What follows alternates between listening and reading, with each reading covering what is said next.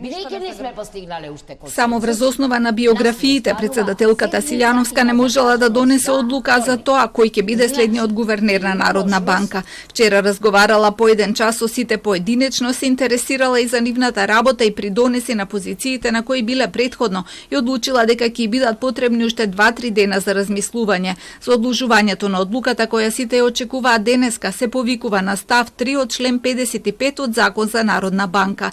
Дополнителен аргумент е фактот што гувернерот председава и со советот, оттаму е и опфатен со оваа одредба од законот.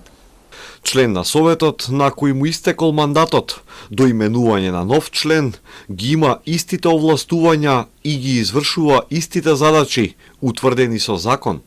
Оваа одредба е внесена во законот во мај минатата година на препорака на ММФ со цел да се одржи континуитет во работењето на институцијата во случај до истекот на мандатот да не се избере нов гувернер. Значи и дека нема рок до кога председателката треба да донесе одлука, но таа минатата недела во гостување на Телма тврдеше поинаку. Значи, има тамо во статутот, во деловникот член 74 кој што вели дека 10 дена пред настанот треба, значи, материјали, информација до пратениците, но може и подоцна, може и на самата седница. Да објаснам.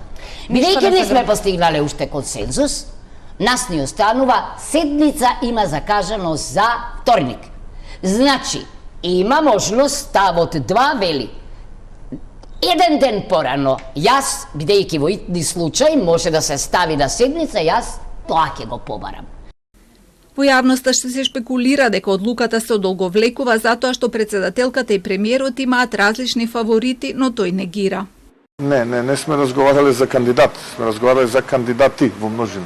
Така што нема тука денови ќе треба уште еднашка да се видиме, да поразговараме и потоа сум сигурен дека до крајот на неделата или во рамките на оваа недела се точно би требало од кабинетот на председателката да дадат одговор кога ќе биде испратен предлогот за нов гувернер. Меѓу тројцата кандидати е актуелната гувернерка Анита Ангеловска-Бежовска покрај Трајко Славевски и Зоран Ставрески. Низиниот 7-годишен мандат истекува на 21 мај. Дојде на функцијата на предлог на председателот Иванов, откако претходно до тогашниот гувернер Димитар Богов ја повлече кандидатурата, која се проблематизираше затоа што парламентарното мнозинство прати порака дека нема да го поддржи за уште еден мандат. Трајко Славевски е актуелен председател на Совет на град Скопје и поранешен министер за финансии. Зоран Ставрески е исто така поранешен министер за финансии и вице-премиер за кој се шпекулира дека е најсериозниот кандидат за функцијата гувернер на Народна банка.